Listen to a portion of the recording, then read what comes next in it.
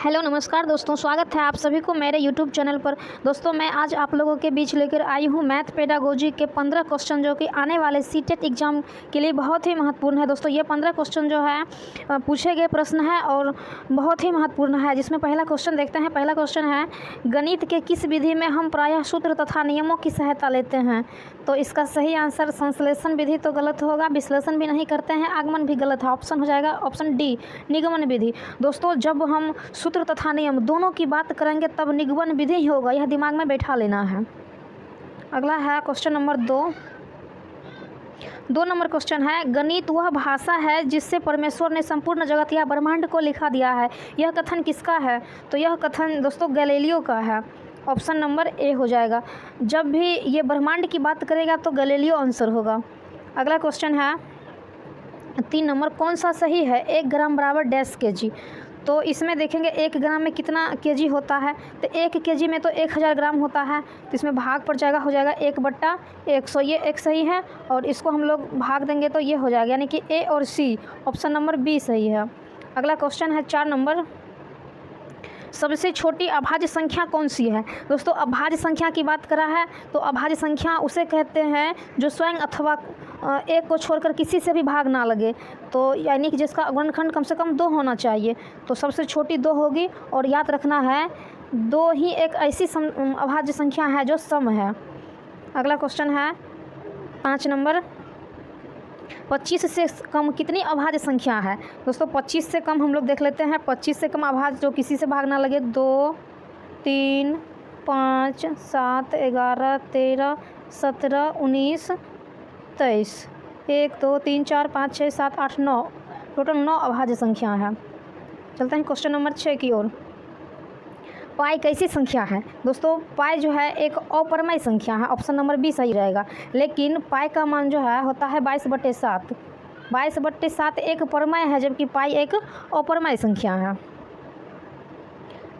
7 number question है, 4 अंकों की सबसे बड़ी संख्या ज्ञात कीजिए जो एक पूर्ण वर्ग हो। दोस्तों पूर्ण वर्ग की बात करा है तो हम लोग इसको बना के भी चेक कर सकते हैं, लेकिन आपको उतना समय नहीं रहता है। अगर ऑप्शन से बन जाए तो सबसे बेस्ट विधि वही है।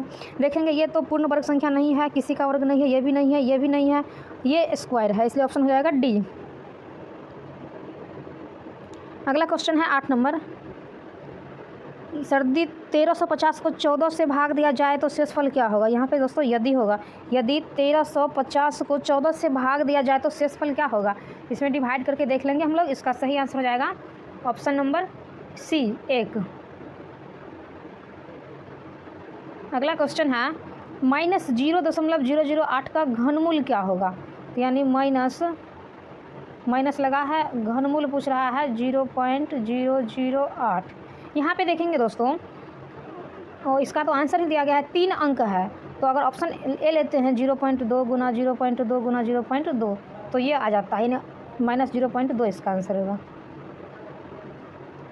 अगला क्वेश्चन है, एक विद्यालय की सभा में एक कक्षा के विद्यार्थी एक पंक्ति में खड़े हैं, दोनों सीटों से उसका स्थान 19वां है, तो उस कक्षा में कुल कितने विद्यार्थी उपस्थित हैं? दोस्तों कोई विद्यार्थी है जो मतलब दाएं से गिनते हैं फिर भी उसका स्थान 19वां होता है और बाएं से भी 19वां होता है, तो कुल विद्यार्थी कितना है? जब इस टाइप का क्वेश्चन पूछे टोटल स्टूडेंट की बात करेगा तो इसका फॉर्मूला होता है a + b - 1 बराबर टोटल नंबर।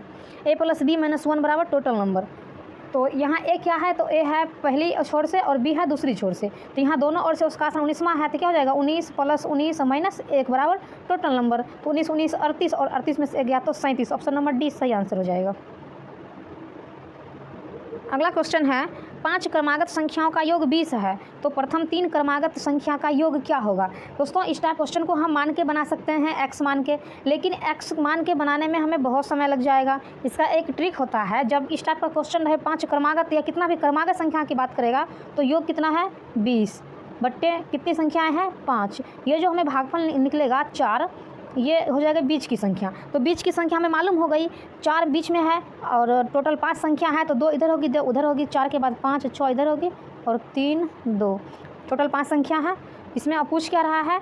तो प्रथम 3 संख्या के योग, प्रथम 3 संख्या 2 3 5 4 9, ऑप्शन डी सही आंसर हो जाएगा।